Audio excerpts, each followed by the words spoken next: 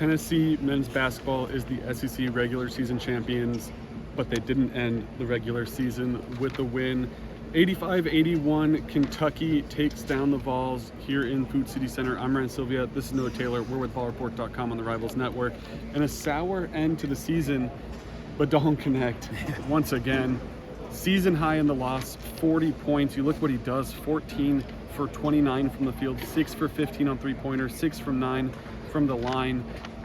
If you take what he did out of the equation, the rest of the team scores 31 points, or they only shoot 31.1% from the field in the game.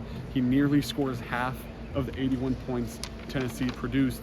First, what do you think about what Dalton Knecht was able to do? Yeah, it feels like all season we've been waiting for him to kind of reach that 40-point threshold. He's come close a bunch of times. Does it, almost poetically in his final game here on his home floor.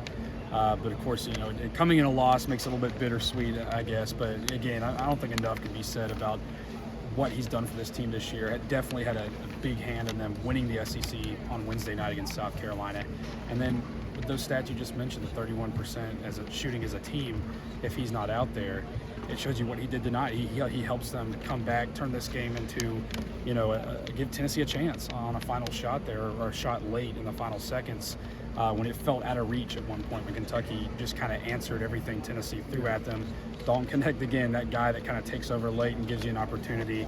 I think it's going to be tough, for Tennessee fans. Obviously, it doesn't affect too much of what this team has accomplished. The SEC is already wrapped up, but it is a little bit bittersweet to see his final game here. He reached that 40-point threshold, put on another really just an impressive second half, but come up short ultimately. And Rick Barnes talked about how that's great you went for 40 points, but you got to get your teammates more involved. Talked about a specific play where he had Josiah-Jordan James open, asked Dalton, why didn't you pass the ball? And Dalton's like, I didn't see him. I was too kind of locked in on scoring, which, of course, you're going to take it. When he drops 40 points on nearly 50% shooting, that's something you take. But when he did find his teammates, it felt like those shots weren't falling at times. 3-point game, I believe it was. Josiah-Jordan James in this corner couldn't get the shot to fall. It was an open look. Just didn't go down. Santiago Vescovi, another senior, on senior night, not able to get things going. Zakai Ziegler falling into foul trouble, wasn't able to finish off the first half and hit some timely shots, but didn't have a game that we're maybe used to seeing out of Zakai Ziegler. What do you think about the supporting cast tonight? Yeah, I think you summed it up well. Just shots not falling. I don't think there were any, not a lot of bad looks. In fact, I like Josiah having the ball there on that final shot. He hit a couple big threes there in the second half that kind of got the ball rolling for Tennessee early. But ultimately, it was kind of a game where he didn't have what Dalton's had the last couple of games. This final four-game stretch, we knew was going to be daunting. But what's helped Tennessee get through it is the fact that Dalton Knecht played really well and his support cast has shown up. I wouldn't say they didn't show up tonight necessarily. They just, shots weren't falling for them. And obviously that's something that's has plagued Tennessee at times this year. We thought maybe it would at some point. I don't think it's too concerning for this team. I think they'll be locked in.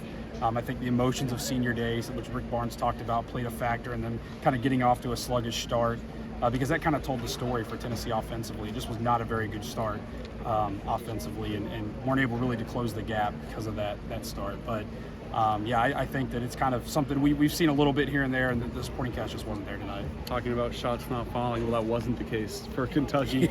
Two guys in particular, Antonio Reeves and Reed Shepherd.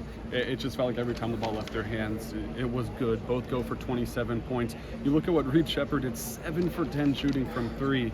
Ridiculous from Reed Shepherd. Was that just a case, in your opinion, of Tennessee can't really do much about a night like that, or was there issues maybe on the perimeter defensively? I think ultimately there's just not much you can do about it. I think maybe if you go back and look, there probably are some instances where guys were open and taking open shots, but it just didn't seem like Reed Shepherd was going to miss anything. I think late in that game he hits, I think his last three kind of gets past Zakai there, steps back, hits it, and it just kind of felt like the dagger. Now, of course, Tennessee's able to make it close to the end, give themselves a chance at the end, but it just seemed like one of those nights for him. And of course, this is a Kentucky offense that's been really good all year. Defense has been their issue.